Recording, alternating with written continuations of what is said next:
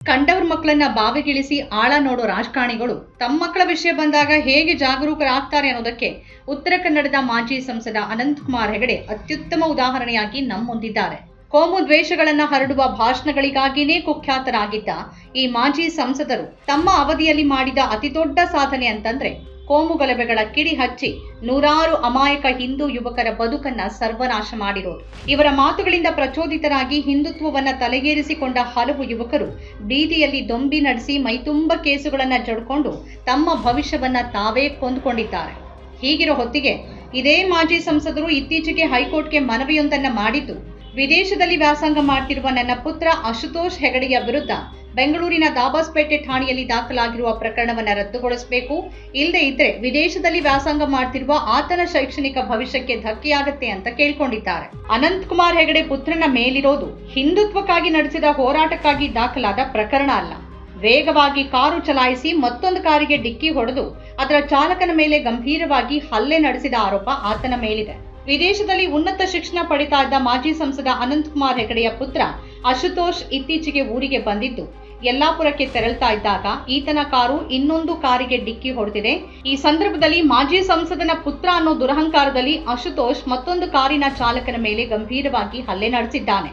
ಈ ಸಂದರ್ಭದಲ್ಲಿ ಅನಂತಕುಮಾರ್ ಹೆಗಡೆ ಕೂಡ ಸ್ಥಳದಲ್ಲಿ ಉಪಸ್ಥಿತರಿದ್ರು ಅಂತ ವರದಿಗಳು ಹೇಳುತ್ತೆ. ಅನಂತಕುಮಾರ್ ಹೆಗಡೆಯ ಭದ್ರತಾ ಸಿಬ್ಬಂದಿನೂ ಈ ಹಲ್ಲೆ ದಾಂಧಲೆಗಳಲ್ಲಿ ಜೊತೆಗೂಡಿದ್ದಾರೆ ಅಂತ ಆರೋಪಿಸಲಾಗಿದೆ. ಎರಡೂ ಕಡೆಯವರು ಪರಸ್ಪರ ದೂರು ದಾಖಲಿಸಿದ್ದಾರೆ. ಅಶುತೋಷ್ ಮೇಲೆ ಪ್ರಕರಣ ದಾಖಲಾಗಿರೋದ್ರಿಂದ ವಿದೇಶಕ್ಕೆ ತೆರಳಲು ತೊಂದರೆಯಾಗಿದೆ. ಇದು ಆತನ ಶೈಕ್ಷಣಿಕ ಬದುಕಿನ ಮೇಲೆ ಪರಿಣಾಮ ಬೀರುತ್ತೆ. ಈ ಹಿನ್ನೆಲೆಯಲ್ಲಿ ಆತನನ್ನ ಪ್ರಕರಣದಿಂದ ಕೈಬಿಡಬೇಕು ಅಂತ ಈಗ ಅನಂತಕುಮಾರ್ ಹೆಗಡೆ ಹೈಕೋರ್ಟ್ಗೆ ಮನವಿ ಮಾಡಿದ್ದಾರೆ. ಮಾಜಿ ಸಂಸದ ಅನಂತಕುಮಾರ್ ಹೆಗಡೆಯ ಈ ನಡೆ ಉತ್ತರ ಕನ್ನಡ ಜಿಲ್ಲೆಯ ಯುವಕರಲ್ಲಿ ಸಾವಿರ ಪ್ರಶ್ನೆಗಳನ್ನ ಹುಟ್ಟಿಸಿದೆ. ಕಂಡವರ ಮಕ್ಕಳಿಗೆಲ್ಲ ಹಿಂದುತ್ವಕ್ಕಾಗಿ ಕತ್ತಿ ಹಿಡೀರಿ, ತ್ರಿಶೂಲ ಹಿಡೀರಿ ಅಂತ ಕರೆ ನೀಡಿದ ಅನಂತಕುಮಾರ್ ಹೆಗಡೆ ತನ್ನ ಪುತ್ರನ ಕೈಗೆ ತ್ರಿಶೂಲ ಕತ್ತಿಯನ್ನ ಯಾಕೆ ನೀಡಿಲ್ಲ? ತನ್ನ ಪುತ್ರನಿಗೆ ಹಿಂದುತ್ವ ರಕ್ಷಣೆಯ ಯಾವುದೇ ಹೊಣೆಗಾರಿಕೆಯನ್ನು ನೀಡದೆ ವಿದೇಶಕ್ಕೆ ಕಳಿಸಿ ಉನ್ನತ ಶಿಕ್ಷಣವನ್ನ ಯಾಕೆ ಕೊಡಿಸ್ತಿದ್ದಾರೆ ಅಂತ ಪ್ರಶ್ನೆಯನ್ನ ಅವರು ಕೇಳ್ತಿದ್ದಾರೆ. ತಮ್ಮ ಭಾಷಣಗಳಲ್ಲೆಲ್ಲ ಹಿಂದೂಸ್ತಾನ, ಸ್ವದೇಶ, ವಿಶ್ವಗುರು ಅಂತ ಅಣಿಮುತ್ತುಗಳನ್ನು ಉದುರಿಸುವ ಇದೇ ಅನಂತಕುಮಾರ್ ಹೆಗಡೆಗೆ ತನ್ನ ಮಗನಿಗೆ ಉನ್ನತ ಶಿಕ್ಷಣ ಕೊಡಿಸೋಕೆ ಭಾರತದ ಒಳಗೆ ಒಂದೇ ಒಂದು ವಿಶ್ವವಿದ್ಯಾನಿಲಯ ಅಥವಾ ಕಾಲೇಜು ಯಾಕೆ ಕಾಣಿಸ್ತಿಲ್ಲ? ಈಗಾಗಲೇ RSS ಸಂಘಟನೆಗಳು ಕಟ್ಟಿ ನಿಲ್ಲಿಸಿರುವ ನೂರಾರು ಗುರುಕುಲ ಶಿಕ್ಷಣ ಸಂಸ್ಥೆಗಳು ಭಾರತದಲ್ಲಿರುವಾಗಲೂ ಅನಂತಕುಮಾರ್ ಹೆಗಡೆಗೆ ಮಗ ವಿದೇಶದಲ್ಲೇ ವ್ಯಾಸಂಗ ಮಾಡಬೇಕು ಅನ್ನೋ ಇಚ್ಛೆ ಯಾಕೆ?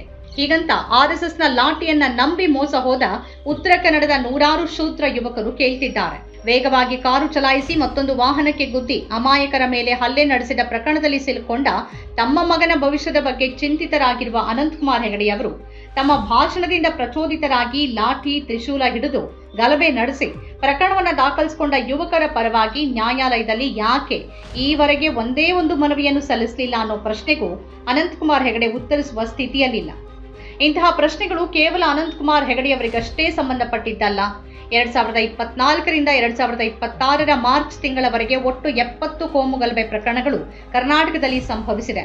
ಮಂಡ್ಯ ಜಿಲ್ಲೆಯೊಂದರಲ್ಲಿ ಈ ಅವಧಿಯಲ್ಲಿ 34 ಪ್ರಕರಣಗಳು ನಡೆದಿದೆ ಅಂತ ಗೃಹ ಮಂತ್ರಿಗಳು ವಿಧಾನ ಪರಿಷತ್ಗೆ ಮಾಹಿತಿ ನೀಡಿದ್ರು. ಕರಾವಳಿ ಕರ್ನಾಟಕದ ದಕ್ಷಿಣ ಕನ್ನಡ ಮತ್ತು ಉಡುಪಿ ಜಿಲ್ಲೆಗಳಲ್ಲಿ 2024ರಿಂದ ಸುಮಾರು 48ರಿಂದ 50 ಕೋಮು ಸಂಘರ್ಷಗಳು ವರದಿಯಾಗಿವೆ. ಮಂಡ್ಯ ಜಿಲ್ಲೆಯ ನಾಗಮಂಗಲದಲ್ಲಿ 2024ರಲ್ಲಿ ನಡೆದ ಗಲಭೆಗೆ ಸಂಬಂಧಪಟ್ಟಂತೆ 123 ಮಂದಿ ಮೇಲೆ ಪ್ರಕರಣ ದಾಖಲಾಗಿದ್ರೆ, ಮದ್ದೂರಿನಲ್ಲಿ 2025ರಲ್ಲಿ ನಡೆದ ಘಟನೆಗಳಿಗೆ ಸಂಬಂಧಪಟ್ಟಂತೆ 88 ಆರೋಪಿಗಳ ಮೇಲೆ ಪ್ರಕರಣ ದಾಖಲಾಗಿದೆ. ಯಾವುದೇ ಕೋಮು ಗಲಭೆಗಳು ಸಂಭವಿಸಿದ ಕೆಲವೇ ದಿನಗಳಲ್ಲಿ ಮಾಧ್ಯಮಗಳು ಮರೆತು ಬಿಡುತ್ತೆ. ಗಲಭೆಗೆ ಪ್ರಚೋದನೆ ನೀಡಿದ ರಾಜಕಾರಣಿಗಳು ಬೇರೆ ಕೆಲಸಗಳಲ್ಲಿ ಬ್ಯುಸಿಯಾಗ್ತಾರೆ. ನಾಶ ಮತ್ತು ನಷ್ಟವನ್ನ ಅನುಭವಿಸಿದವರು ಮತ್ತು ಗಲಭೆಗೆ ಸಂಬಂಧಿಸಿ ಪೊಲೀಸರಿಂದ ಬಂಧಿಸಲ್ಪಟ್ಟವರ ಬದುಕು ಚೇತರಿಸಿಕೊಳ್ಳೋಕೆ ಹಲವು ವರ್ಷಗಳೇ ಬೇಕಾಗುತ್ತೆ. ಯಾವುದೋ ರಾಜಕಾರಣಿಯ ಭಾಷಣಗಳಿಗೆ ಬಲಿ ಬಿದ್ದು ಕೋಮು ಗಲಭೆಗಳಲ್ಲಿ ಭಾಗಿಯಾಗಿ ಕೇಸುಗಳನ್ನ ಮೈಮೇಲೆ ಎಳ್ಕೊಂಡ ನೂರಾರು ಯುವಕರು ಈಗಲೂ ಪೊಲೀಸ್ ಠಾಣೆ, ನ್ಯಾಯಾಲಯ ಅಂತ ಅಲ್ದಾಡ್ತಿದ್ದಾರೆ. ಪೊಲೀಸ್ ಠಾಣೆಯಲ್ಲಿ FIR ದಾಖಲಾದ ಕಾರಣ ಶಿಕ್ಷಣವನ್ನ ಅರ್ಧದಲ್ಲೇ ತೊರೆದ ಸರ್ಕಾರಿ ನೌಕರಿಗೆ ಸೇರೋಕೆ ಸಾಧ್ಯವೇ ಇಲ್ಲ ಅನ್ನುವಂತಹ ಸನ್ನಿವೇಶವನ್ನ ಸೃಷ್ಟಿ ಮಾಡಿಕೊಂಡ ಯುವಕರಿದ್ದಾರೆ. ಕೆಲವರು ಶಾಶ್ವತ ರೌಡಿ ಶೀಟರ್ ಹಣೆಪಟ್ಟಿಯನ್ನ ಧರಿಸಿಕೊಂಡು ಕ್ರಿಮಿನಲ್ಗಳಾಗಿ ಓಡಾಡ್ತಿದ್ದಾರೆ. ಇವರನ್ನ ಇಂತಹ ಸ್ಥಿತಿಗೆ ತಳ್ಳಿದ ರಾಜಕಾರಣಿಗಳ ಮಕ್ಕಳು ವಿದೇಶಗಳಲ್ಲಿ ಉನ್ನತ ವ್ಯಾಸಂಗ ಮಾಡ್ತಿದ್ದಾರೆ. ಉನ್ನತ ವ್ಯಾಸಂಗಕ್ಕೆ ಅಡ್ಡಿ ಆಗೋದ್ರಿಂದ ತಮ್ಮ ಮಗನ ಮೇಲಿರುವ ಪ್ರಕರಣವನ್ನು ರದ್ದು ಮಾಡಬೇಕು ಅಂತ ನ್ಯಾಯಾಲಯಕ್ಕೆ ಮನವಿ ಮಾಡಿರುವ ಅನಂತಕುಮಾರ್ ಆತ್ಮವಿಮರ್ಶೆ ಮಾಡಿಕೊಳ್ಳುವ ಸಮಯ ಇದು. ಹಿಂದುತ್ವದ ಅಮಲನ್ನ ಹಂಚಿ ತಮ್ಮ ಮಕ್ಕಳ ಶಿಕ್ಷಣವನ್ನ, ಅವರ ಭವಿಷ್ಯವನ್ನ ಯಾಕೆ ಸರ್ವನಾಶ ಮಾಡಿದ್ರಿ ಅಂತ ಹಿಡಿಶಾಪ ಹಾಕಿ ಕೇಳ್ತಿರುವ ನೂರಾರು ಪೋಷಕರು ಉತ್ತರ ಕನ್ನಡ ಜಿಲ್ಲೆಯಲ್ಲೇ ಇದ್ದಾರೆ. ಅವರ ಪ್ರಶ್ನೆಗಳಿಗೆ ಉತ್ತರಿಸುವ ನೈತಿಕ ಶಕ್ತಿ ಅನಂತಕುಮಾರ್ ಹೆಗಡೆ ಬಳಿ ಇದೆಯಾ?